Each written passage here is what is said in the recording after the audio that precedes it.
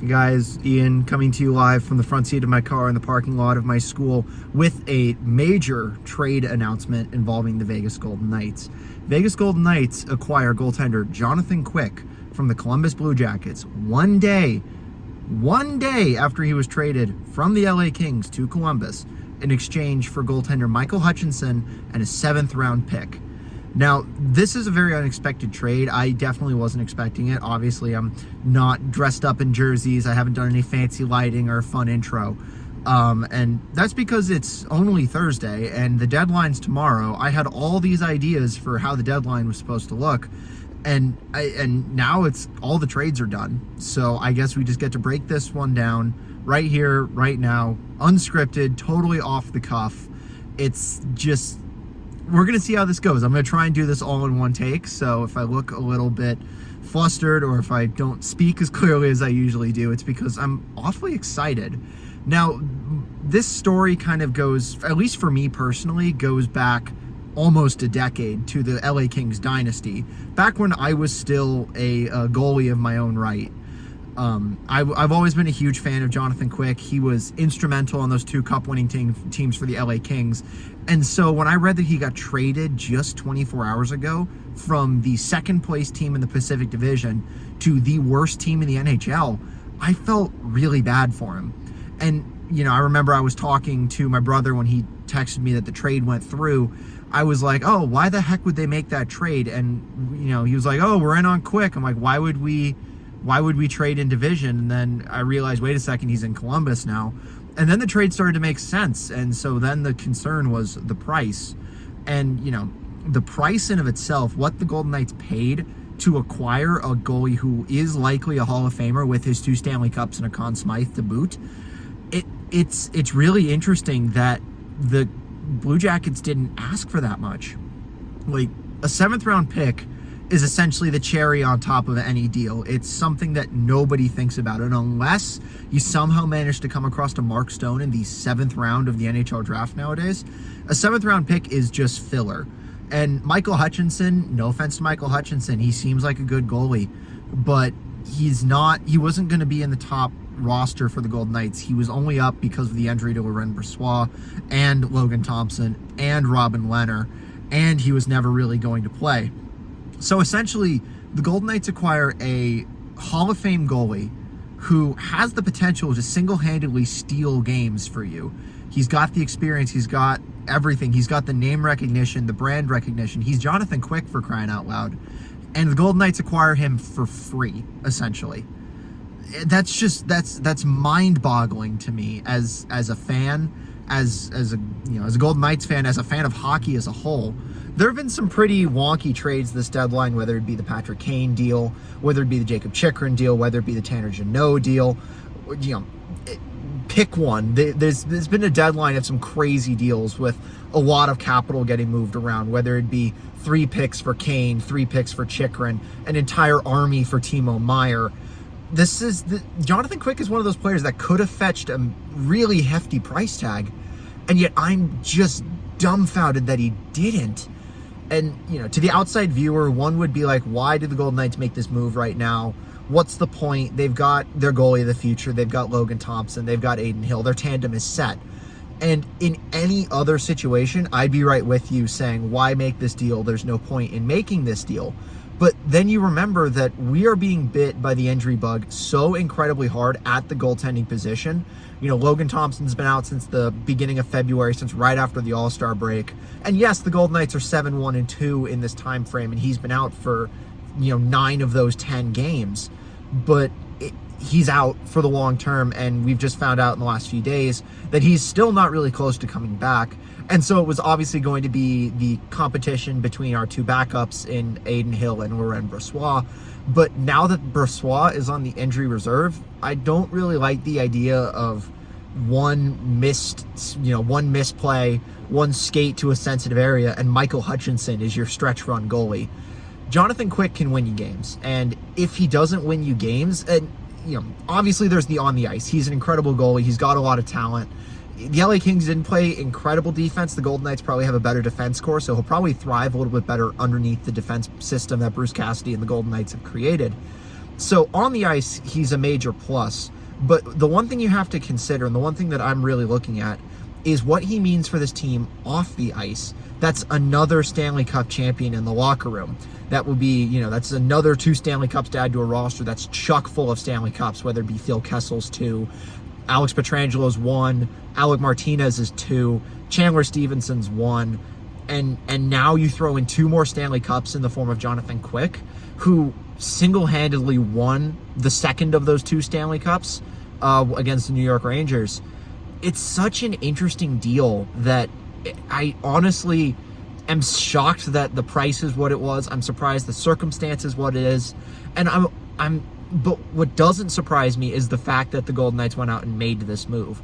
Like, it's a surprising move, but it's not the most surprising move ever. We had a need, there was an opening in the market, and what's just shocking, I know I've said this like 3 or 4 times now, but why didn't Columbus ask for more? Like, we've traded away, in this deadline alone, we've made 3 trades, and I've only covered one of them. I guess I should cover that we traded for Teddy Bluger, but I don't think I need to cover a 4th line center in exchange for a 3rd round pick and Peter DeLibertori, who was never going to crack the NHL with the Golden Knights with our defenseman depth.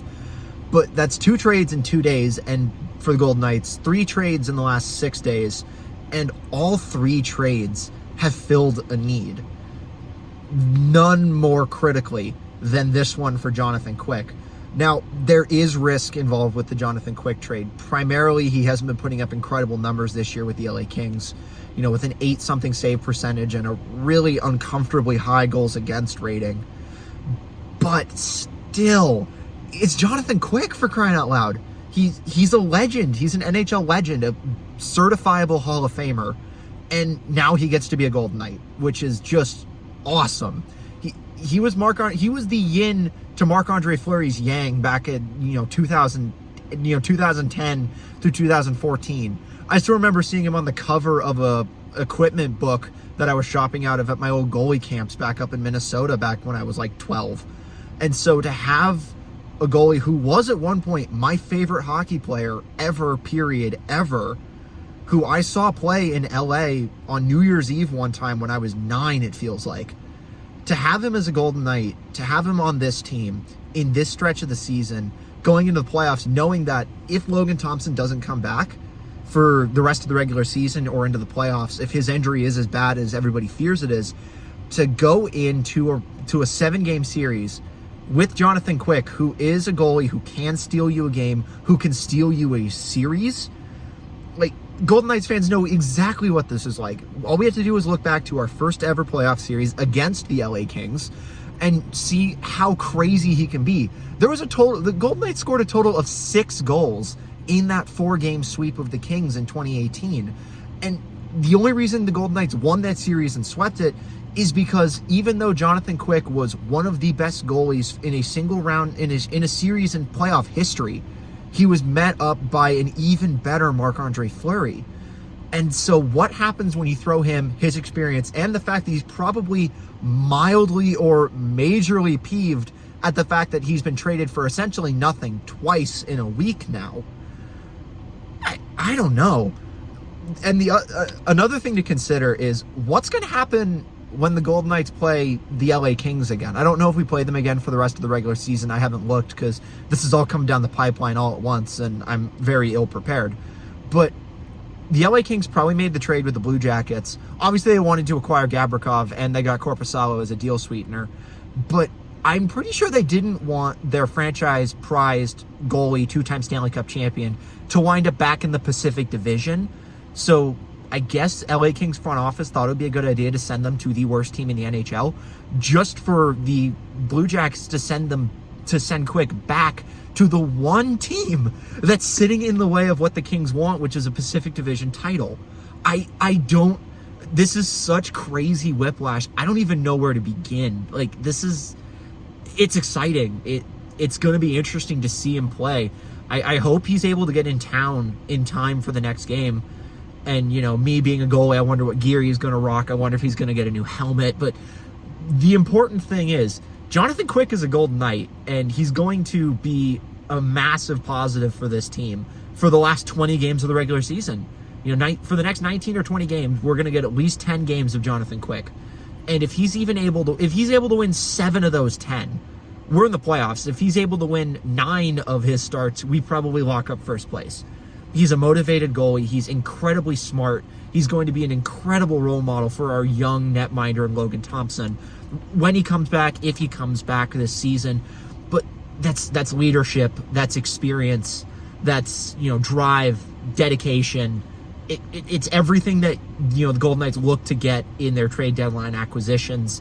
You got Stanley Cup champions coming in left, right, and center. I think every player we've traded for this year has been a Stanley Cup champion in one way or another.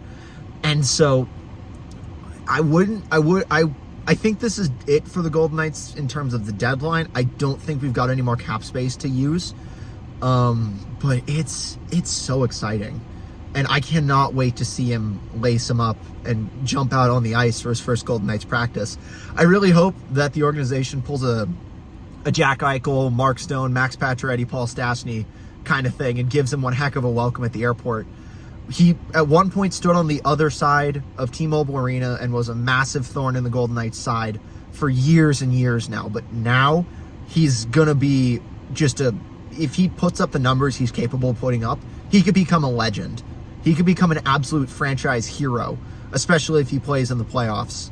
There's so many things that could happen as a result of this deal.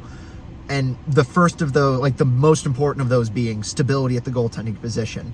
So it looks like for the foreseeable future, the tandem is going to be Adin Hill and Jonathan Quick, which is a pretty formidable tandem in of itself. And if Thompson comes back and is healthy, then the tandem is Thompson and Quick, which is scary. That's a terrifying tandem. That's a Fleury-Leonard tandem. That's a Fleury-Talbot Minnesota last year tandem. That's an Ullmark Swayman kind of tandem. There are so many things to be excited about, and I'm convinced I'll keep rambling forever if I don't wrap this up. But Jonathan Quick, he's a Golden Knight. This is real. This happened. I cannot wait to see what he brings to the team. Thanks for listening. Thanks for watching. If anything happens, I'll keep you guys up to date. Appreciate it. Catch you guys in the next one.